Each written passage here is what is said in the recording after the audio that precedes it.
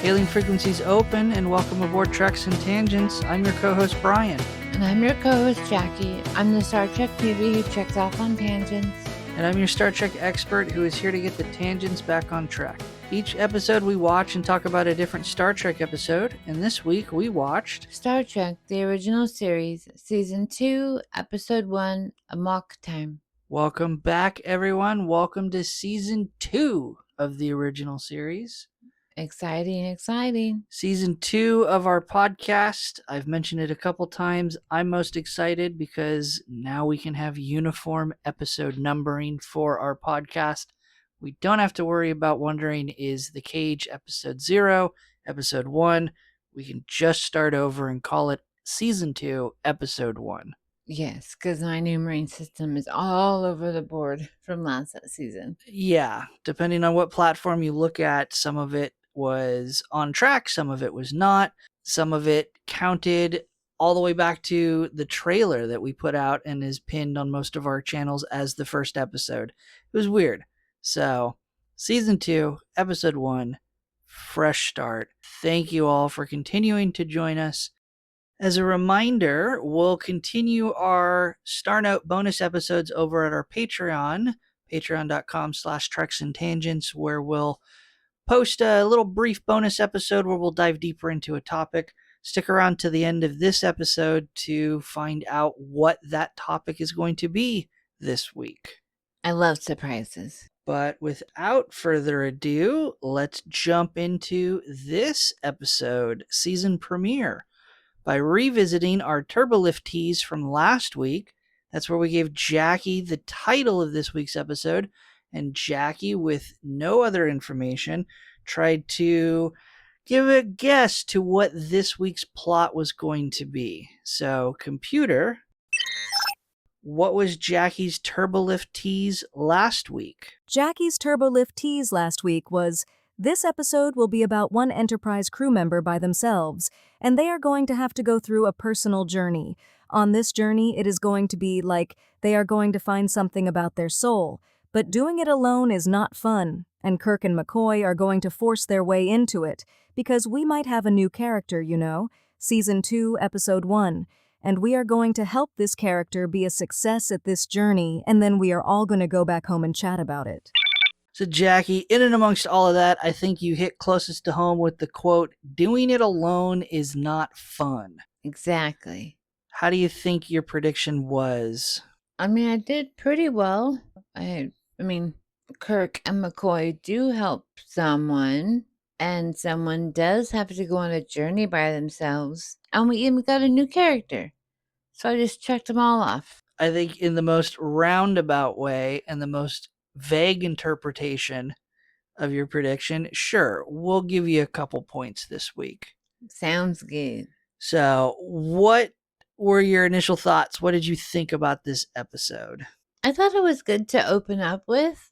I learned a lot about the Vulcans because Season 1 always used to hint towards them, and then this one, this season, just boom, here you go, learn more about Vulcans. Definitely going to be one of the most informative episodes in relation to Vulcans and Vulcan culture.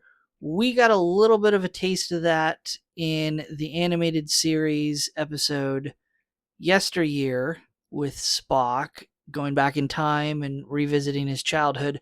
But that, of course, will come out years after this episode was aired. So this is kind of from a chronological airing standpoint, this is going to be one of the first episodes where we get all of this insider detail to Vulcans and Vulcan culture, and we see other Vulcans and how they act, and it's a well-liked episode. I'll say that much.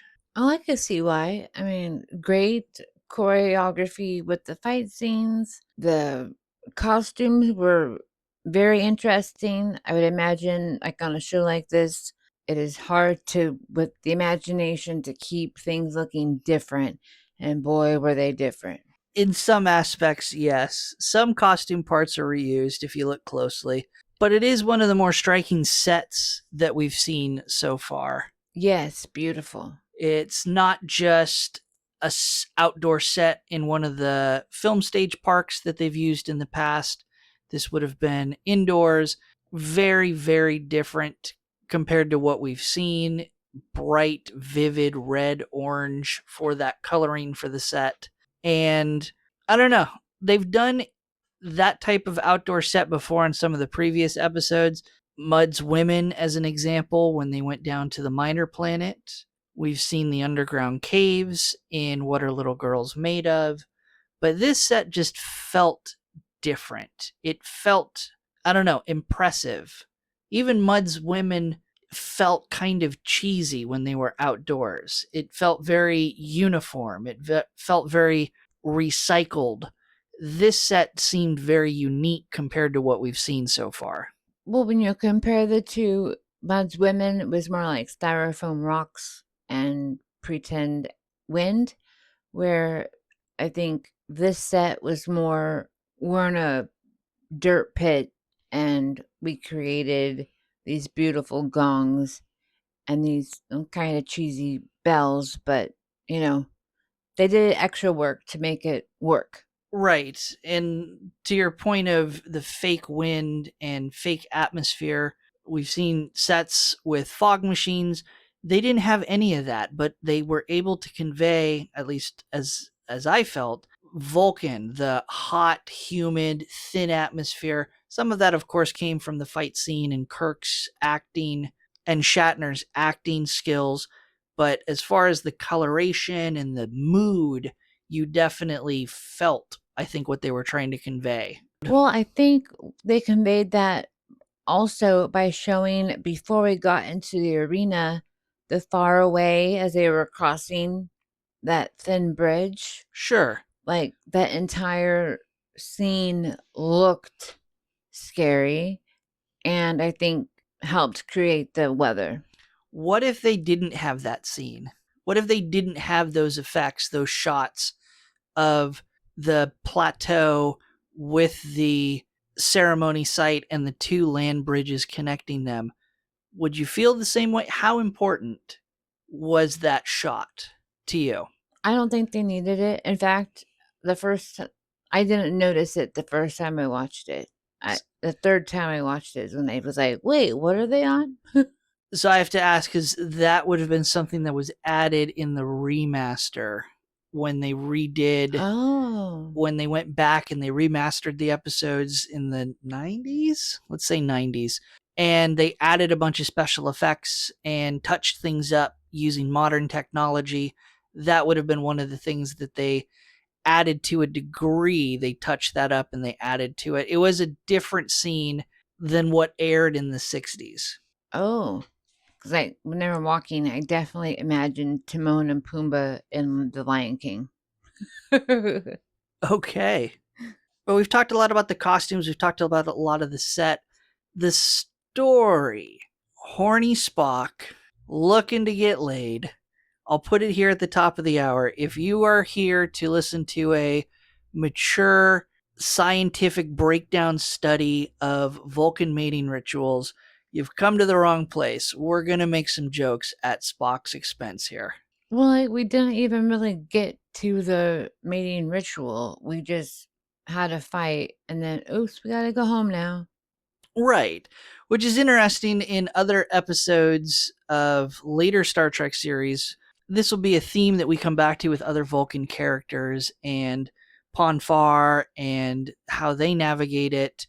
Definitely, I don't remember other examples where the situation resolved itself with just combat, killing someone, and then those biological effects in the Vulcan character are gone. Spock didn't need anything else. He just had that release and everything was fine. He was back to being his logical self once again.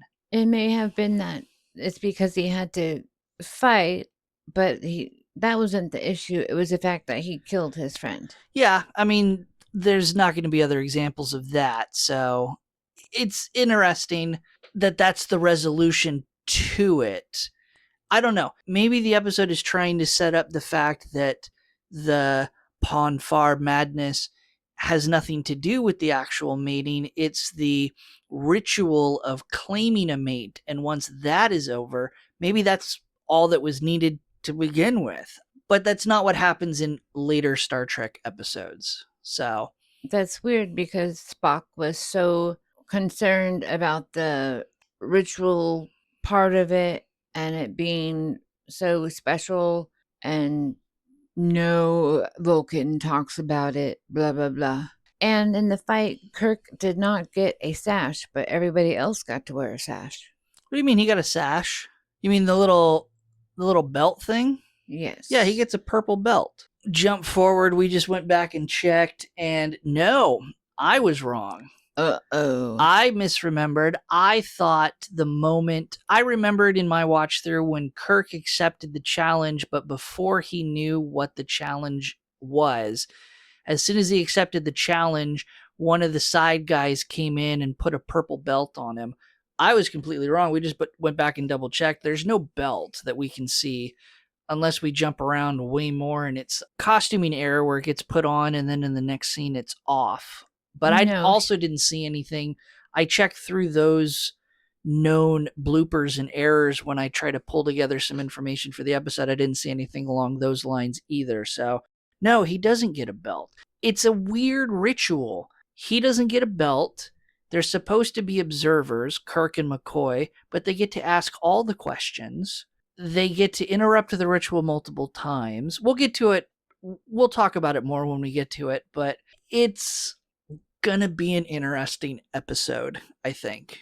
And no education on how to use the weapons. No, they certainly didn't give the guy a tutorial before they started swinging them at each other. Mhm. So I think we've talked enough about the episode and what our thoughts were. Why don't we just get into it? Jackie, why don't you walk us through this episode? Well, I do want to make note. I have a new font. In your notes? Oh, it's not Comic Sans. What is that? Nunito. Okay, I think it's better. I just stick with Arial, but for those wondering, we write out our notes to the episode in a Google document. So yeah, no more Comic Sans. Okay.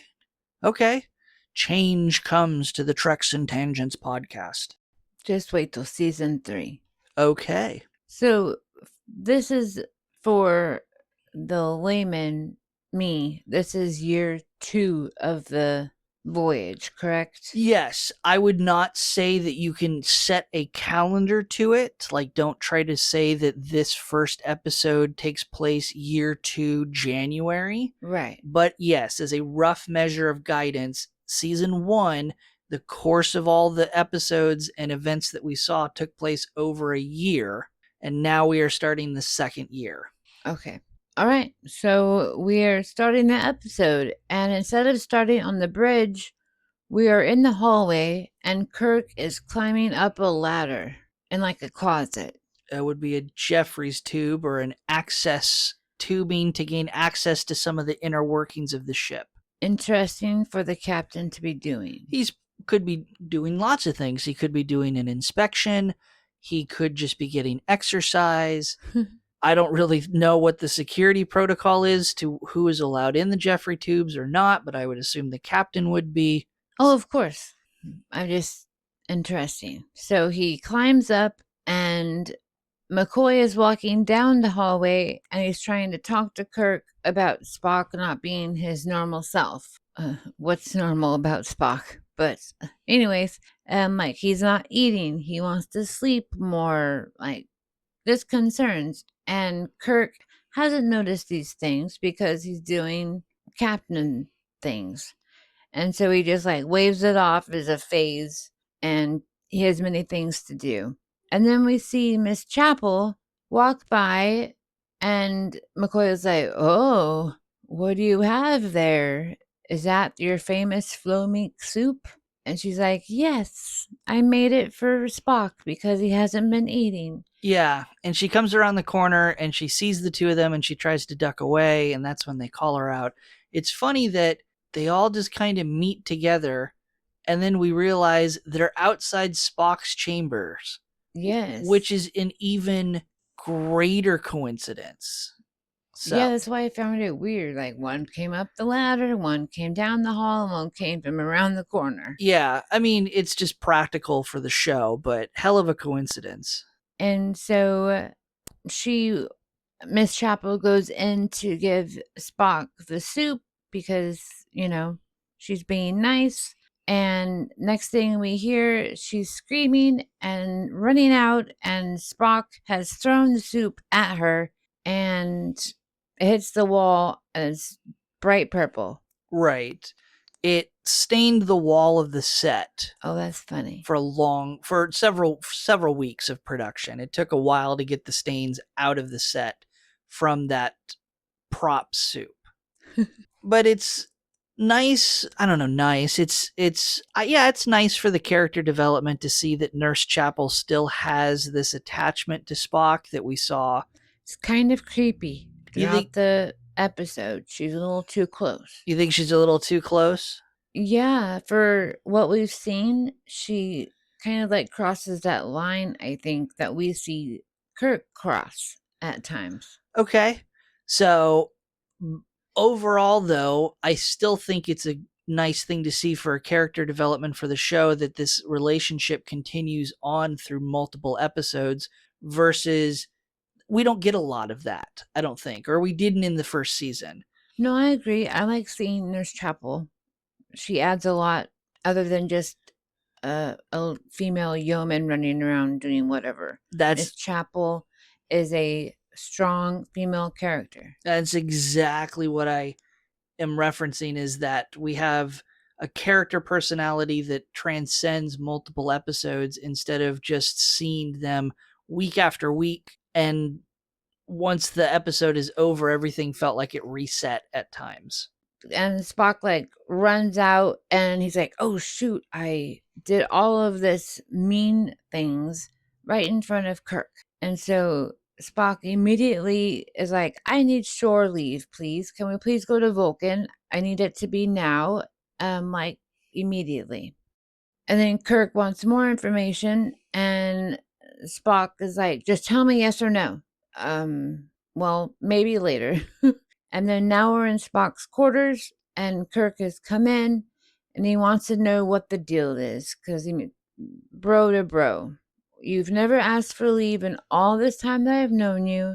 You work super hard, and then Spock is like, I just want to go on it. I have more than enough time. Yeah, and I tried really hard to look up. There's a moment where there's like a repeating of a line by Kirk where he says, in all the years, and then Spock interrupts him, and then Kirk repeats the line exactly. And in that moment, it felt like Leonard Nimoy stepped all over William Shatner's line, and that's just the take that stayed in. I couldn't find it anywhere. I couldn't find if it was a mistake they kept in or if that's how the dialogue was written, but it just felt that way. Maybe if it wasn't, when it was written that way, the character is reiterating how important his words are. Sure. And the reason Kirk is asking why it's so important is because the Enterprise is actually on its way to a planet called Altair 6, and it's supposed to be like a gigantic ceremony. Yeah. They're one of 3 spaceships. I don't know why only 3 are going to be there, but it's going to be a big giant ceremony, and the Commodore is like, you got to be there. Well, there's going to be more than 3 ships there, but there's going to be 3 starships like the Enterprise there. Oh, okay, that makes more sense. And so that's because the Enterprise is like, and that class of starship is the tip-top The ship big one in the fleet. Oh, okay. And so they're going there as a way to represent the Federation and Starfleet, and the Admiral wants to make a big showing. There's a whole backstory to the inauguration of the president there and how it's bringing about an era of peace after a long period of civil strife, and they're joining the Federation, none of which is expressed in the episode. Okay, well, that makes more sense why Altair 6 is so important because Kirk is like, we're going to be to Altair super soon and it's so beautiful, blah, blah, blah. And Spock continues to focus on, no, I need to go to Vulcan. So without any more, finally Kirk just calls over to the navigator, who is a new character. His name is Chekhov, and he's like 12, to plot a new route to Vulcan and leave now. How old is Chekhov? 12. He's 22, the character. The actor who plays him is in his early 30s. That's funny because he looks 12. Well, what do you think of his hair? He's a wig. It is a wig. It's a bad wig. I mean, he wears it well, though. We'll get to why it's a wig later. He's going to be a balding 35-year-old man. No. Different reason. And so as he is walking out, as Kirk is walking out of Spock's room, he also goes, I guess Vulcans aren't indestructible. And once he leaves, Spock is like, yeah, we're just us. And then, of course, we have a captain's log, and we're talking about going to Altair 6 via Vulcan. And I granted the shore leave, but he's going to be under McCoy's supervision until we arrive. Like, that's the main caveat.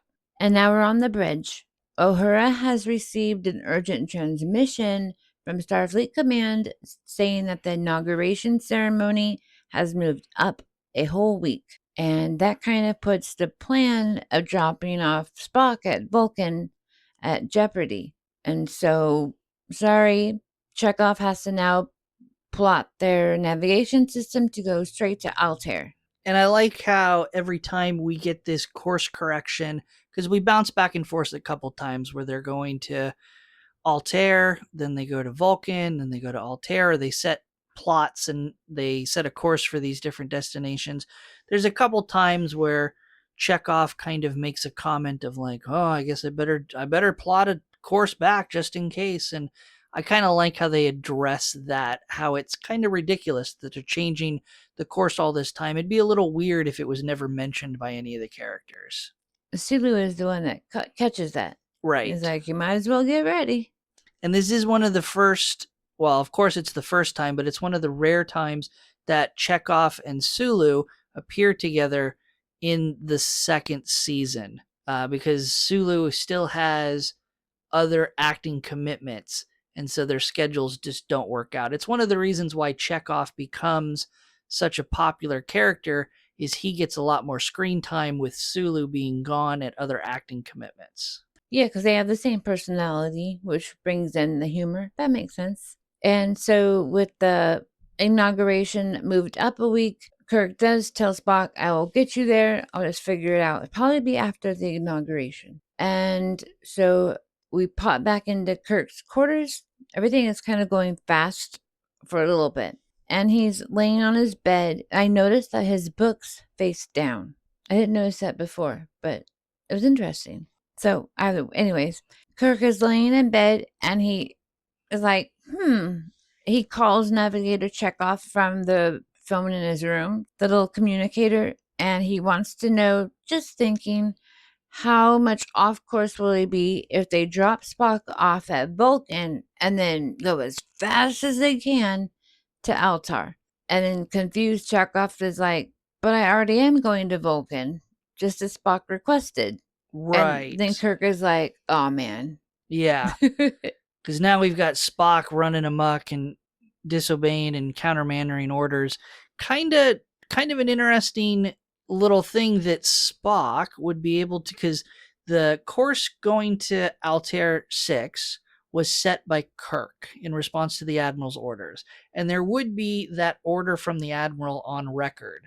So everyone knows this is why we've changed course back to Altair 6. Why would Spock be able to countermand Kirk's orders in response to the Admiral's orders? That seems kind of weird that Spock would even have that kind of authority and no one would question it or check with Captain Kirk to be like, hey, Spock is trying to change it back to Vulcan. Should we do it? Kind of weird that he has to find out this way. Well, isn't he in charge when Kirk is gone? Because remember, he has He has not gone to sickbay yet. He's not been ordered yet. That was just in the log. Correct. But with the standing order of the Admiral weighing over everything. Oh, yes. And that's the whole reason they got to bypass Vulcan first to go to Altair 6. Why would Spock be able to be like, nah, hey, let's go back to Vulcan. Forget what Captain Kirk said. Forget what the Admiral said. We're going back to Vulcan. And Chekhov never, or Sulu, neither, decided to speak up and be like, well, let me just check with Captain Kirk first. It's just odd. So Kirk runs onto the bridge and he just calmly goes, Spock, come with me now. And in the turbo lift, Kirk is trying to keep his cool, and again he wants to know what is going on and why did you change course? Talk to me. And Spock's like, I don't remember changing navigation course. Do you think he doesn't remember, or do you think he's trying to stay out of trouble? I don't see Spock as a fibber. I think he might be really so out of it that yes. he doesn't remember. Yes, because I kind of have compared this time as Rut and Deer are crazy. Okay. All right. We'll go off of that assumption that he's just so out of his mind that he actually doesn't remember doing this. And it's not logical to lie to your commanding officer. I'm trying to think if the other times we've seen Spock be disobedient, if he's actively lying or if he walks that tightrope and he just refuses to lie and he's only lying by omission. I don't remember. So Kirk is like, navigation said you did it, so I'm just going to go with it. And now you need to go to sickbay and stay with McCoy. Those are my orders. And stay there until we figure out what we're going to do. Spock gets off onto the floor to go to sickbay, and he walks into sickbay where McCoy is like, finally you're here. And Spock says, great. I've arrived. I've reported to sickbay. Now I'm leaving. Yeah. Screw you, McCoy. I was only ordered to show up. Why did he... Kirk was stupid and didn't escort me all the way. He trusted that I'd show up. So here I am. Now I'm out of here. Right. Well, they don't know what's wrong with him. And he usually, you say, go left, and he goes left. So they don't say, what's up? But I did have to stop and be like, is that what he said? He's leaving? Yeah, he's like, I have followed the orders to the letter. I have shown up at sickbay. Peace out. And McCoy yells at him that he has been giving orders, and he responds to the same commanding officer, so you are staying here. And then he even says, just yield to the logic of the situation. We know that McCoy is a gray area kind of guy. And I guess Spock makes the determination in his own brain that the medical examination would not reveal anything too incriminating because he still wants to keep this matter private and secret. So he just goes, what's the medical scan going to tell anyone except I've got some weird things going on. And so he succumbs and he lays on the tilt table. But as he is laid flat, we see that his right hand is shaking, and he has to he has to actually hold it down to make it stop. And then also, this little break in time is also where we see Sulu and Chekhov actually doing that chat back and forth. How many times are we going to have to change this? First to Vulcan, then to Altair, back and forth. And then Chekhov jokes he's going to be space sick. He needs a paper bag. So now we're back in Kirk's quarters, and McCoy just barges in. And he's like, we have to go to Vulcan immediately. And Kirk is like, yeah, we're going to go right after the ceremony's done. Easy peasy. But McCoy is banging this dead horse. We have to go or he's going to die if we don't go before 8 days. Yeah, he gives him 7 days to live, 8 days at most. But we still don't know why. McCoy is we only got 8 days. I still don't know why. Spock won't tell him. He did, I guess, and then he explains it's in the human body, too much adrenaline, and you got to get rid of it. There's a huge imbalance of emotional and bodily functions, and all of this craziness inside will kill Spock. And then McCoy even compares Spock to I'm assuming it's an alien, an Aldebaran shellmouth. Sure. It's weird. Or it could be like a clam. I think that's what it's supposed to be referring to. It's supposed to be a made-up alien clam. Oh, I got it right. I think that's in the name. So now we're in Spock's quarters, and he's just sitting at his desk looking at a photo of a young girl. So it's like, And then Kirk Yeah, runs in.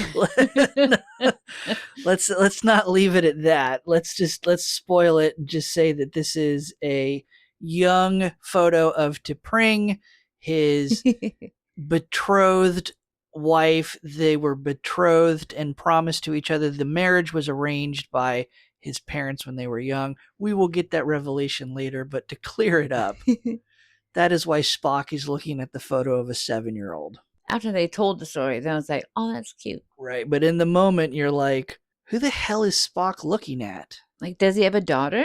Like, that question, that's what it raised in me. Like, whoa, his daughter's going to die. That's why we have to get there. Yeah. But anyways, Kirk, booms into Spock's quarters, and he's like, you will tell me why you are going to die if we don't go to Vulcan. You are going to tell me, and I don't care what I will do to you. Tell me. But I did notice that now the Enterprise has like a little buzzer lock on their doors because it went beep and then opened. Right. Doesn't happen every time, because in the next couple scenes, we see Nurse Chapel come in and we don't get that buzzer. She gets special Nurse Chapel approval. That's not a thing. So, anyways, Kirk is like, you have been called the best officer in the fleet. You're a huge asset to me. Please tell me so I can understand, so I can actually, get you to where you need to be. And Spock finally is like, okay, this is super confidential, but it has to do with biology. And I think the way that William Shatner and Leonard Nimoy act in this particular scene is very delicate, and I think they do a fabulous job. The faces they make, I don't know, it's just, they did a really good job, I think. Yeah, it portrays the awkwardness of the conversation that they're having without it being corny or cheesy. As much as I want to make fun of Vulcan mating rituals and horny Spock, this is a scene that is Spock conveying a very private, delicate matter to Kirk, and Kirk doesn't have any of his sarcasm that we normally see in his character. No, he's trying to be like a comfort to not only his friend, but his first officer, who obviously is in dire need of help. Yeah. And so he, what kind of biology? Do Vulcans have birds and the bees? And then Spock goes on about how Ponfar is a 7-year mating cycle. If they don't meet, then they will die. And we go on to come on, Kirk, have you never wondered how we Vulcans mate? We don't bang birds and bees, stupid human. And then Kirk actually says, well, I presume it's done logically. And I thought that was a fantastic answer. Yeah, there was a tinge of amusement in the line, but no. Well, at that point, I don't think he knew how important it was. Yeah, so he's definitely going, I thought it was just logical. And Spock is like, no, we got some real primitive stuff behind this. And so Spock simply tells him, we return to the place we were born, like your salmon. They go to where they respond and to die. And so either we return, we take a wife, or else we die. That's how Vulcans are. That's right, Kirk. Damn it, Kirk. I'm a Vulcan, not a fish. I know, wrong character. Well, don't comment. I know I got the reference wrong. I also think it's interesting how Spock is so worried about this part as a Vulcan. What about his human side? He is taken, in this episode, he is 100% Vulcan. Yeah, there's a couple comments, and I don't remember if it's this scene exactly, but as Spock is talking about this, he was saying that he was hoping, because he was half human and half Vulcan, that the human DNA and his human side would kind of override the Vulcan side, and he wouldn't be subject to Pon farr, and it would just kind of skip over him. And I think he even goes so far as to say that he explains it's this cycle, but it's not a regular cycle with him because of his duality and his heritage. I believe that this is the scene, yes. Yeah. Because that's why it's taken so long. Yeah, meanwhile, I'm just distracted by the glowy statue behind them and his little... Yeah, it's like a shrine. Yeah, his little shrine. I'm like, oh, it's blinking. Now it's smoking and on fire. Now it's blinking. Now it's smoking. And so Spock then goes to where that shrine is, and he's strumming his hand harp that last season O'Hara was singing with, if you don't remember, or if you do remember. And she actually, speaking of her, tries to send a message to Spock, and he just crushes the communicator and says, "Leave me alone." Yeah, beats the crap out of that thing. And so Kirk has contacted Starfleet Command, and he's like almost praying, like, please, I'll just be a day late, but I have an important thing to do first. Yeah, I got to play wingman to Spock. I got to get this boy laid. Because he and McCoy have talked it over, and Spock is very important to them. Not only is he the first officer, he's their friend. Like, come on. Like, we want him to live. And, I mean, Kirk even says he saved my life how many times I would end my career for him. Yes, because ultimately this is something that, while it seems incredibly trivial, that his mission is just show up with the Enterprise and sit there and look pretty for this presidential inauguration, it is countermanding and going against the orders of an admiral, his superior. It is worthy of a court-martial. And so, but Kirk's like, okay. And he calls Chekhov again and plot that course to Vulcan, which Chekhov already did. And Miss Chapel overhears this, and she jumps from her desk so she can go tell Spock in person. Yeah, Nurse Chapel kinda... Overstepped. Thank you. And this is the part where I think she has overstepped her friendship, like this upcoming part. Right. So she goes to Spock's quarters to tell him, no door knock, no doorbell, just walks on in, Sneakies. sneaks in, finds him sleeping, kind of sneaks in. I'm sitting there going, we're about to see the dark side of Spock. We don't, but it sets it up for that. Yes, because she like checks on him and she's like, oh, I'll sneak out because he's sleeping. And then as she's leaving, he calls for her. And she's like, you know, my name is Christine.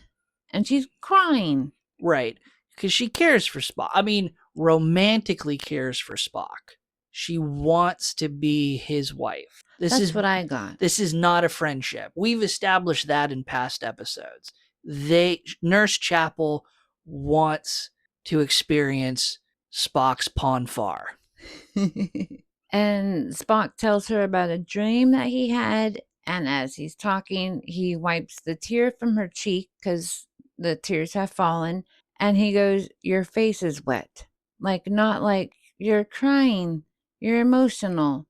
Your face is wet.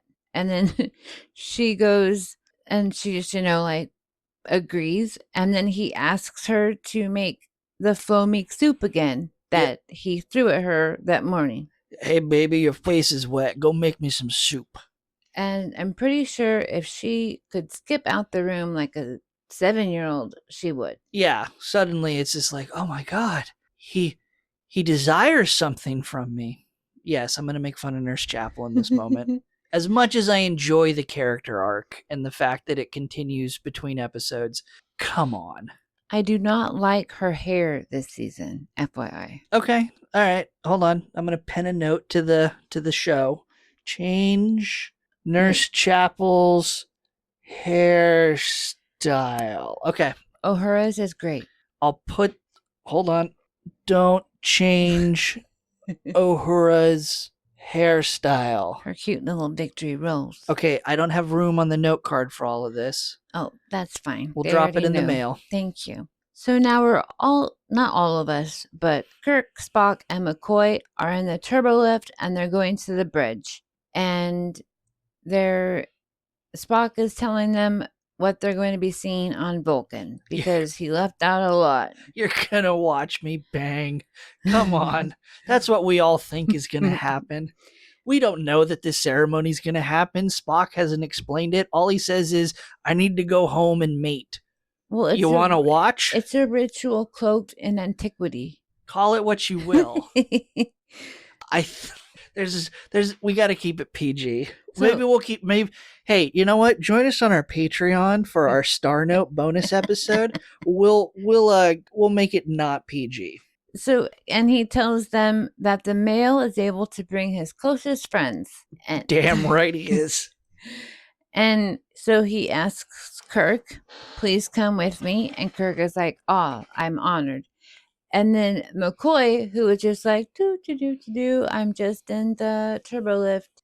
He says, Dr. McCoy, because they're on only doctor and last name, I'd like you to join me too. And then Dr. McCoy says, I'd be honored. I thought that was really cute. Right.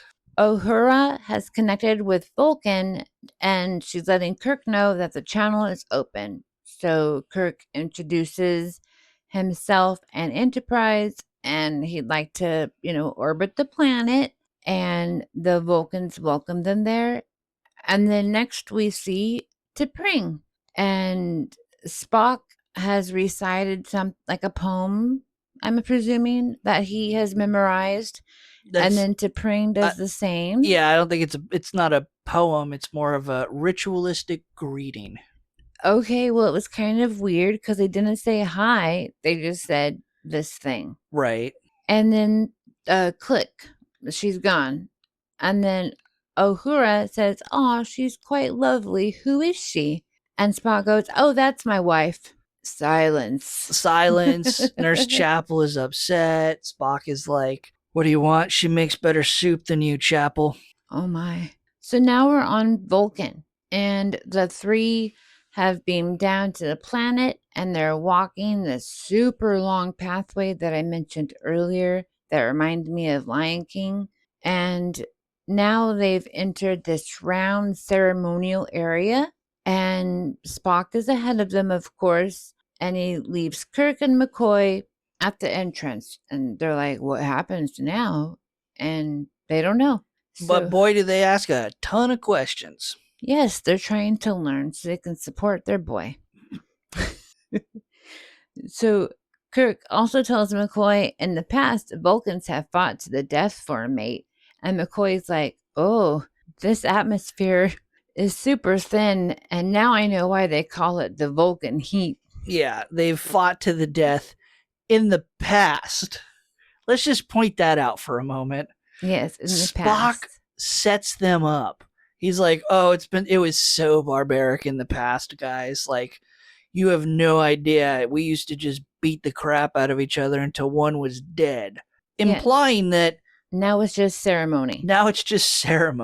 So while they're chatting, we can hear, like drums and bells, and people are coming, and it's the marriage party. And so this is also when Spock tells Kirk and McCoy about how they were chosen as partners, that when they were 7, their parents had them touch hands so that they'd be able to hear each other's thoughts, so that later in life, this mental tie would have them both come together in a very special way.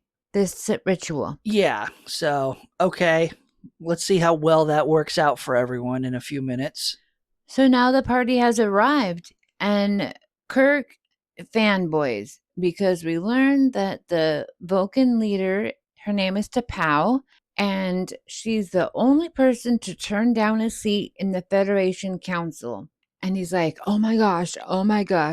And we also see that very special hand sign that we all know with the split fingers. Yeah, Vulcan hand salute. Yes, and they both do it, and there's 2 gentlemen that are just shaking bells. That's all their job is. They are the bell ringers. It's kind of cheesy, but that's their job. Yeah. And then T'Pring comes, and then a super large Vulcan is behind her, and then more scary men are behind him. T'Pau asks Spock who he brought, and then Spock introduces who they are. And then T'Pau tells Kirk and McCoy that they're about to see a lot of wild things happening, but don't get overwhelmed. Of course, she says it in a very royal way. Yeah, in a very vague way. Yes, just like, Spock. And they even make Spock vouch for Kirk and McCoy, and is basically, Spock has to say, like, no, I pledge with my life that they will, as outsiders, respect our ways and not interfere. Yes, that was part of the deal for them coming. They're special. So Spock then goes to the center of this ring where a giant jade-looking gong is hanging. That's right. And he's going to ring it. But Yeah. before he can ring it, T'Pring jets over there, and she is calling for a challenge. Yeah, she stops him from banging the gong and getting it on. She's like, you ain't gonna bang this gong, buddy. And so once she does that, Spock just jets off the platform and goes into the corner and is wringing his hands, and his eyes are rolled up. He's super creepy, and he's in what T'Pau calls red fever. Sure, even though his blood is green, but whatever. But it burns from the flame. Sure. Well, he said that. But so now T'Pring can have anyone fight Spock for herself. So she can decide who she wants to kill Spock so she can be that one's husband. Yeah, it's important to point out that the winner of this challenge is going to own her. She is going to belong to them. At least she gets a choice. And it's not so, and it's definitely not on the same level of slavery. It's not going to be ownership of her as a person, but it is definitely ownership of the relationship. She is going to have to marry that person. Yes, so either what your parents chose at 7 or what you chose now 20 years later. Right. So why are we even betrothing children if they get a chance to be like, nah, go fight for me? Well, that's why they're supposed to hear each other's thoughts and keep in touch, I guess. I guess. And so T'Pring is like, I want that one. And she points at Kirk. And Kirk is like, what? What's happening? Right. And up until this point, Kirk and McCoy have not shut up. They have asked 50 questions of what's this? What's that? Why are those two idiots ringing the bells? Why can't Spock bang the gong and get it on? What's happening? And they're standing directly in front of T'Pau. Who is at least being nice and answering the questions. But it's you guys on Spock's life promised to shut up and not interfere. But the whole time they're just like, what? What? And it gets worse because T'Pring chose Kirk. And then Spock jumps out of whatever fever he was in. And he's like, T'Pau, Kirk doesn't know what he's getting into. And then... Yeah, for the 50 million questions he's asked, no one's explained to him what's happening. And then T'Pau talks to Spock and is like, I mean, are you sure you're worthy of this? I mean, you are a half-breed. So are you going to fight or are you going to be a wimp? Ooh, she called you a half-breed, bro. Come on. Yeah, because she says your blood is thin. Because, blood is supposed to be thicker than water. Whatever. Yes, that's the saying. And so as he's talking that he is worthy, that giant Vulcan ties a purple sash around Spock's waist and forgets Kirk. And then the bells go jingle, jingle really, really fast. Whoa, it's coming. And so McCoy is trying to talk Kirk out of this challenge because Kirk is still fanboying over to Powell. He's like, okay, I'll do it. Yeah, I'll do whatever you want, lady. And so he accepts the challenge. And the first weapon is called a Lirpa. I mean, I think Kirk presumed it was just a hand-on-hand combat because McCoy was can you take him? And he's like, I probably can. And then I'll knock him out and Spock can win or something like that.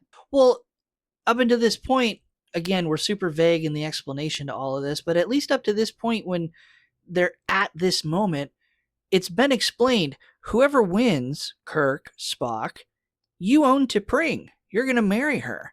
So why did Kirk accept the challenge? I think he really wanted to like pretend that he was harmed because he didn't know it was till the death. No. You are right. We have not covered that aspect of this bullshit ritual yet.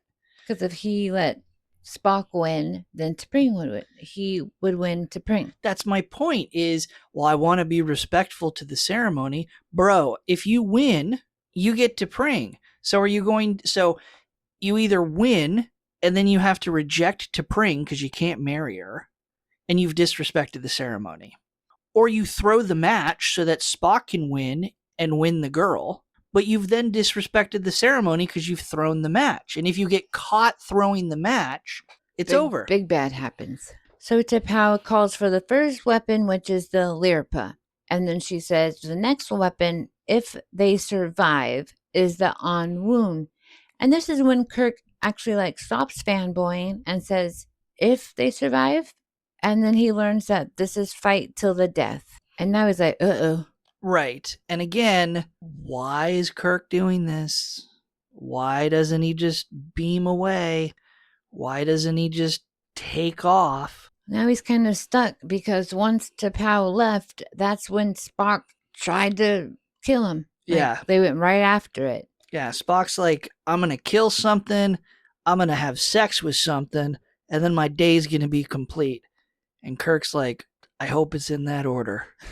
So the Lirpa is like it reminded me of the gladiators, the American gladiators, when they try to hit each other off the tall landings with like what looked like giant Q-tips. Yeah, you're thinking of the gladiator tournament event, the Joust. Yes.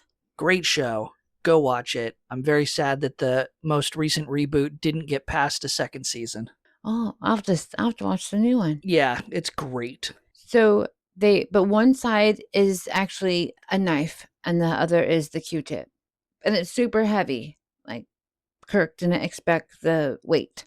But before long, Spock has already cut into Kirk's shirt and almost slices his chest open. And now he's bleeding, and we see nipples. And we see blood, and we see nipples, and boy, howdy, is it fight night on Vulcan. And they do a really good fight. I think the videography and the choreography was great. Right. It's almost as if you can't tell that it's Kirk's and Spock's stunt double. I didn't even think about that. Yeah, hold on. We're going to pause so I can show Jackie that it is, in fact, their stunt double.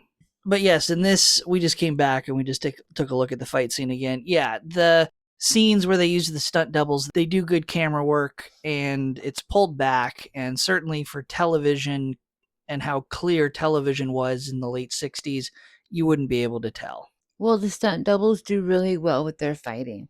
And so McCoy, during this whole time, is freaking out about the air.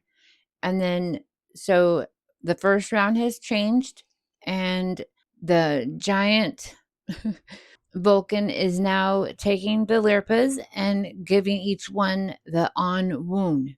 And Kirk is like, what the heck do I do with this? Because it's like a giant, like half of a fire hose with balls on each end. Just one. So they like wrap it around and use it like that. And McCoy is like, I can make it more even and helpful to Kirk if I give him this shot. No one asked what's in it. No, he tells them it's a triox compound. And Well, he tells Kirk that.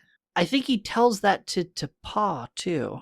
I think he explains to her that it's a triox compound and it will allow him to better breathe in the thin atmosphere of Vulcan. Okay.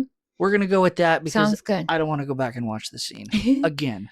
Well, and then because like Kirk is like overacting at this point, I think, when he's like, oh, I can't breathe. Right. But well, he's showing he cannot breathe. And he's like, sure, just shoot, jab me up.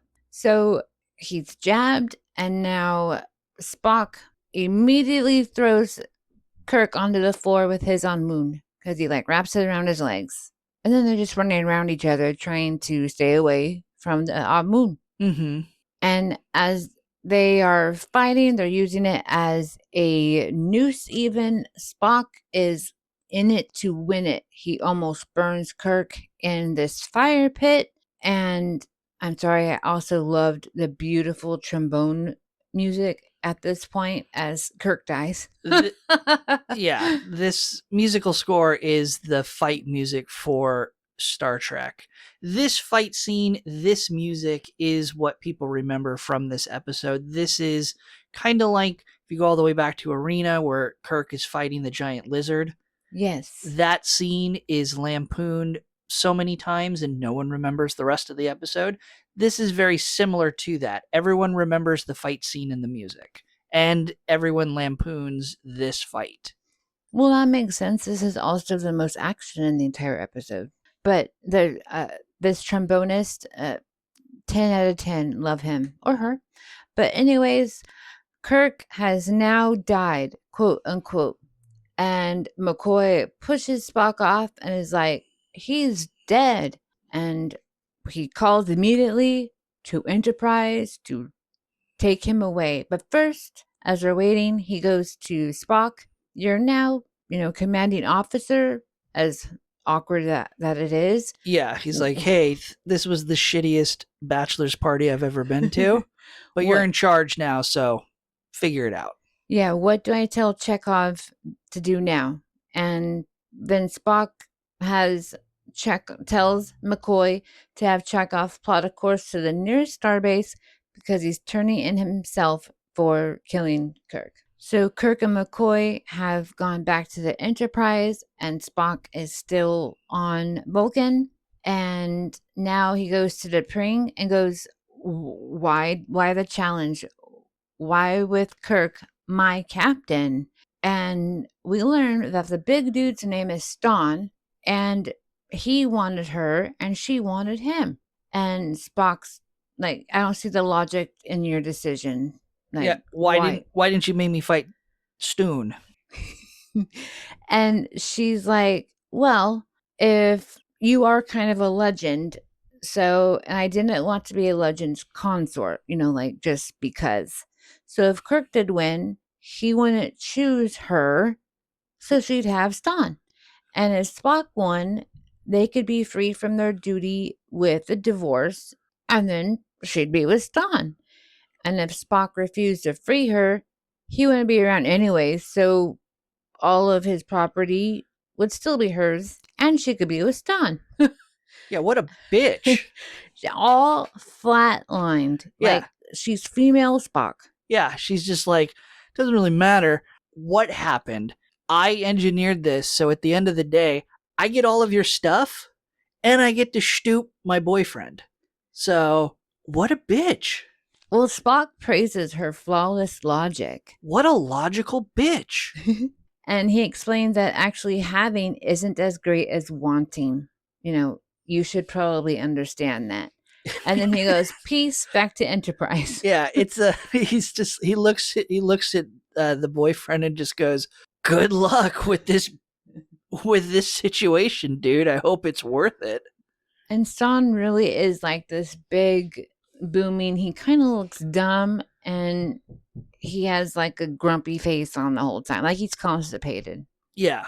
I mean, I guess she finds that sexy. But now we're on the Enterprise, and in the sickbay, McCoy enters chapel, and Spock comes right in, and he starts telling McCoy his plans. He will be resigning at his post. We will have Scotty take control of Enterprise. Like, we'll just take care of all this because I did this all wrong. I killed Kirk.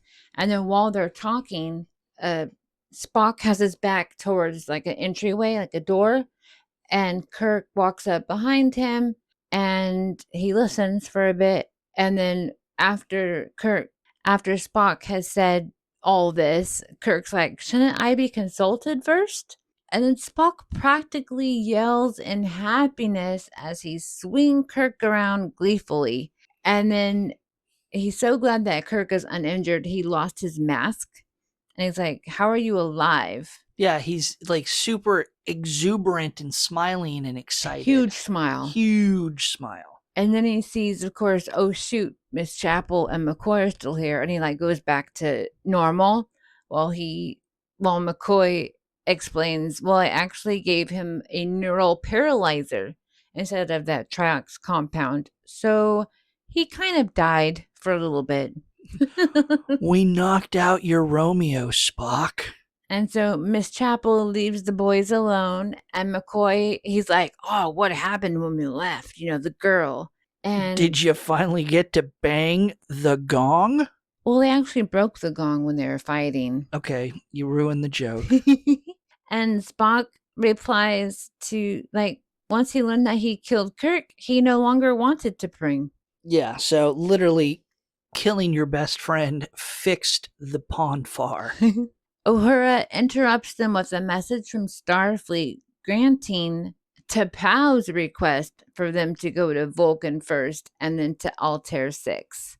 And Kirk's like, T'Pau is a quite powerful woman, isn't she? Yeah, I kind of liked that little toss in at the end on how, hey, don't worry about the court martial, and specifically tying it to that character instead of just a comical, oh, thank God they said we could go. I really liked that.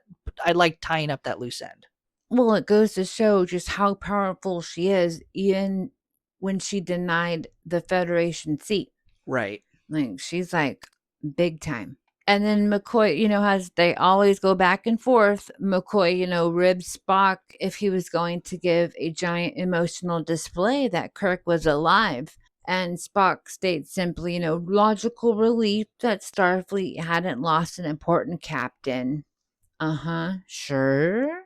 But Kirk and Spock then leave to mind the store, which I didn't understand. It's a stupid saying. And then McCoy is like, in a pig's eye. Right, and roll credits. So, Jackie, what are your final thoughts? What did you think about Season 2, Episode 1, Amok Time?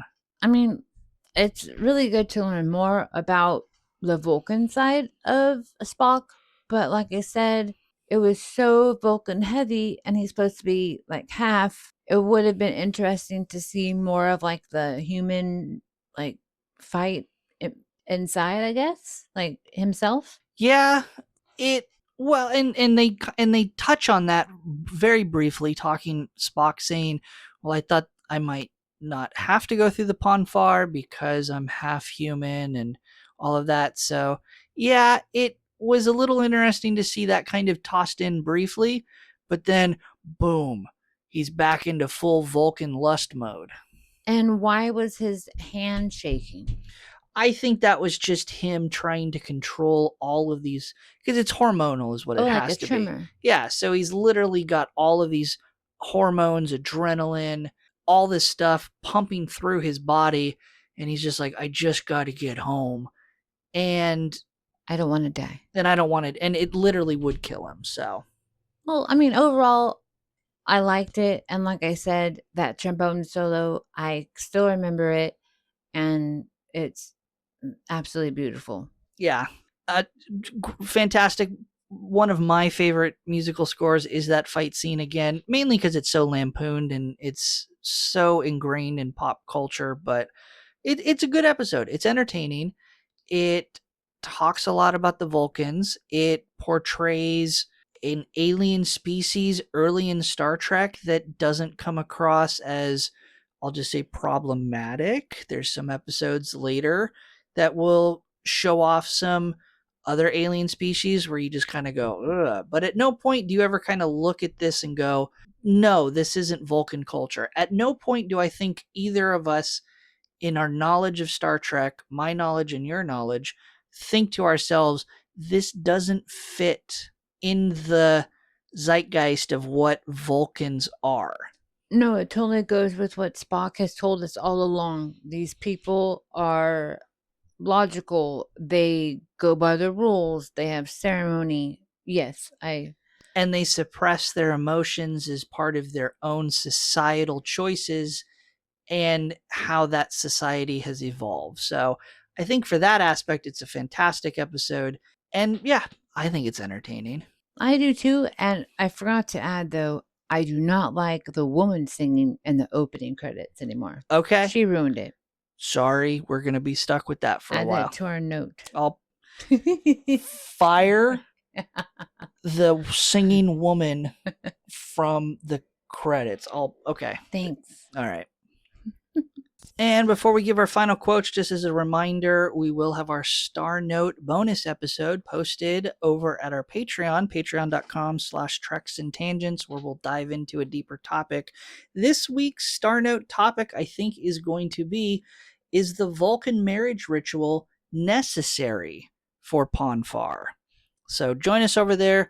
We'll have more talk about horny Vulcans and banging gongs, and yeah, we'll probably make this one a little bit more R-rated than other episodes because it's the topic. So with that, don't forget to join us. And Jackie, round it out. What is your favorite quote from the episode? I'm going to have to go with T'Pau again and asking Spock. It is said thy Vulcan blood is thin. She's telling Spock, are thee Vulcan or are thee human? So at this time, she's telling him, prove that you are a Vulcan and take up the challenge. I mean, I just like it because we have to see Spock think about it. And then, I mean, he prides himself in being a Vulcan. And this is kind of his way of proving, I think, to himself also that he is worthy of being with these people. All right. My favorite quote comes from the scene in Spock's quarters where Spock finally opens up to Captain Kirk and kind of explains what is happening. And Spock says, the birds and the bees are not Vulcans, Captain. Again, it's a great scene. We talked about it earlier in the episode. It's well shot. It's great dialogue where it is being taken seriously for an episode that goes kind of off the rails toward the end. So that's going to be my favorite quote just because it is from that scene that I like so much. But now we have a few fun Tribble tidbits or interesting facts about the episode. And why do we call them Tribble tidbits, Jackie? Because they are fantastic. Because Tribbles can be both fun or not. First airing September 15, 1967. This is, of course, going to be the first appearance of the Vulcan hand salute. It is iconic within Star Trek. There is a lot of history behind it. Leonard Nimoy is the actor who comes up with it. Dive deeper, as you should with any of these episodes that you like. We're just scratching the surface. But the actress who plays T'Pau, which is, and I'm going to screw this one up, Celia Lovsky, was unable to form the salute naturally on her own. I think throughout pop culture, we've met someone who's a Star Trek fan, but they can't make their hand do the Vulcan hand salute. Me. Jackie. And so her fingers are taped together at the end when she raises her hands. It's taped together and she just has it placed on the armrest. So if you watch closely, she raises her arm and the fingers are already in that position. It also is probably the explanation that in previous shots, she's wearing a ring on that hand. And in the shot where she's giving the hand salute, she's not wearing a ring. So the Romulan helmets from Balance of Terror, of course, are the same as worn by some of the marriage party Vulcans. The reason was the same. It allowed the production to save money and not put fake ears on every Vulcan. Walter Koenig, who is the actor who plays Chekhov, we mentioned, wears a wig and has longer hair and is specifically cast as a younger actor because the show is trying to, at this point, appeal to a younger audience. He is wearing this hairstyle. He's trying to appear as one of the musicians from the band The Monkees. Oh my gosh, that's hilarious. When his hair finally grows long enough, the wig disappears. I can't wait for that. The child actress who is posing for the still image of T'Prig that Spock is looking at in his quarters, fun fact, it's a side profile, so she was only wearing one pointed ear, so that saves money for the show. But at the time that they were shooting this photo of her, she had the chicken pox. Oh. And the actress, as she grew up and gave fan interviews and so forth, mentioned that she remembered that having the chicken pox, she was miserable. And so, and wasn't feeling well. That led to, she believes, the image making her look so serious and having that Vulcan aura, because as a person, she was not happy to be doing it. Thanks, chickenpox. The city of Shikar is seen in the background of that scene where the marriage ceremony site is on the plateau with those two land bridges. That city in the background is Spock's home city. Again, when this aired in 1967, we did not have this scene in the episode. The first time that audiences would have seen Spock's hometown was in the animated episode Yesteryear. And then when they remastered the show, they added this scene and they made sure to add Spock's home city. And finally, the statue in Spock's quarters that we mentioned sometimes was blinking, sometimes was smoking, sometimes was blinking, is later retconned and is named Sharil and is the Vulcan death god. So they went back and they actually gave it a reason to be in Spock's quarters and tie it to Vulcan culture. And yes, I know I butchered the name. That's just how we go. But those are going to be your Triple Tidbits. And this is, of course, where we're going to share our episode ranking, where we pretend the episode is a member of our crew for our fictitious starship, and we assign them a rank based on how not only entertained we were when we watched the episode, but how important we think they would be as a crew member to our ship. A higher rank means that we find the episode more entertaining, but more importantly, more valuable to our ship. And a lower rank means we weren't as entertained and they're a more disposable member of our ship. We're keeping the same ranking system from the first season. We're going to keep the same ranks throughout the series, and we'll change the ranks to reflect the series.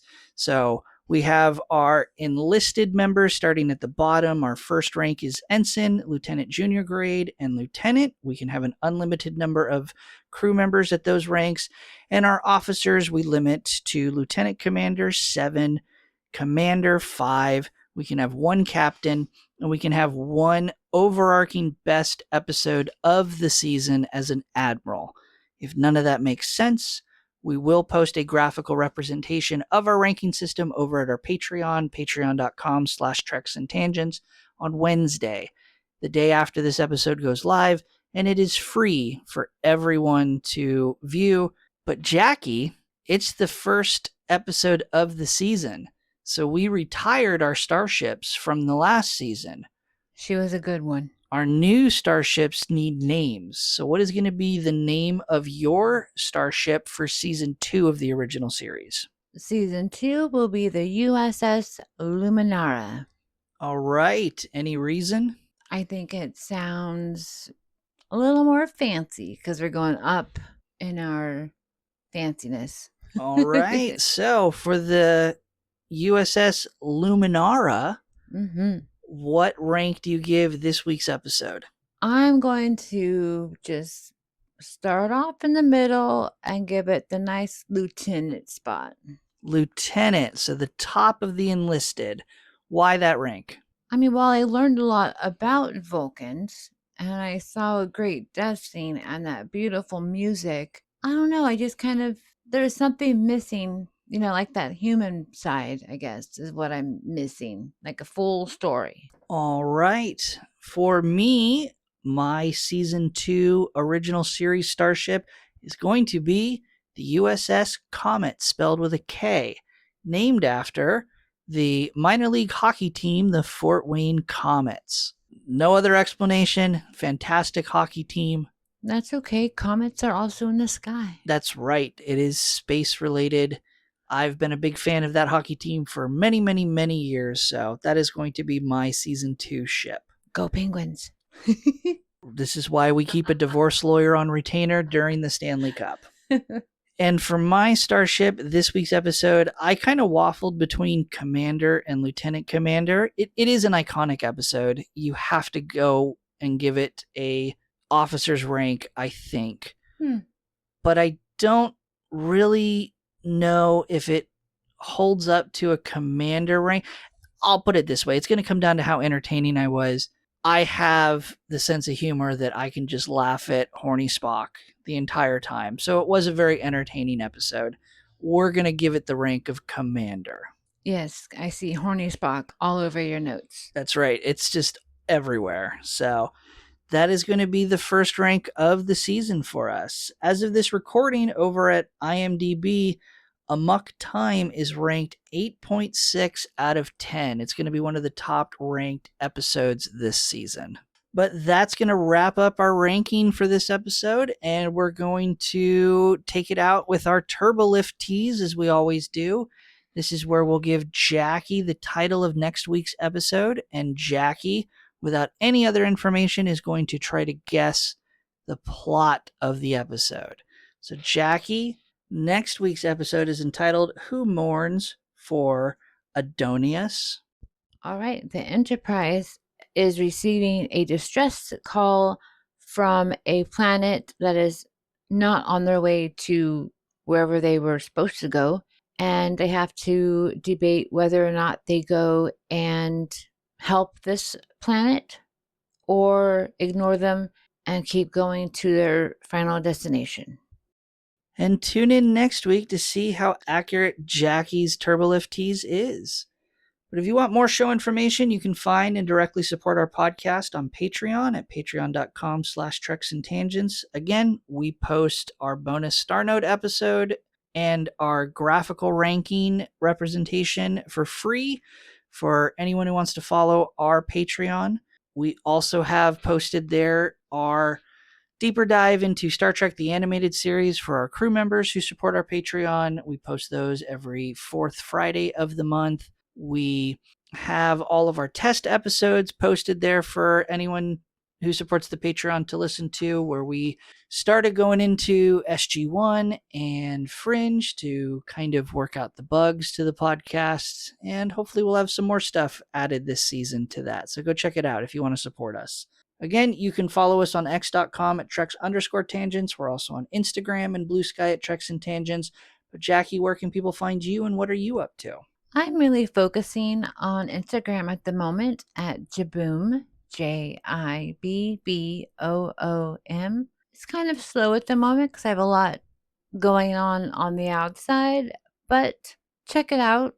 And I mean, I always am looking for followers because my goal this year is to get to 1,000. And you can watch me stream a variety of video games over at twitch.tv/PiratePoundTown. On YouTube, I post video games and other random content on my main channel, Pirate Pound Town. My secondary YouTube channel for coin collecting and hobby content is Pirate Treasure Hunting, and I post socially on Blue Sky at Pirate Pound Town. And you can occasionally catch me over on Instagram under Pineapple Cannibal. Links to all social media mentioned can be found in the episode description. Thank you, everyone, for tuning in to this week's episode. We hope you had fun like we did, and we will see you all next week. Be sure to not break your gong. End transmission.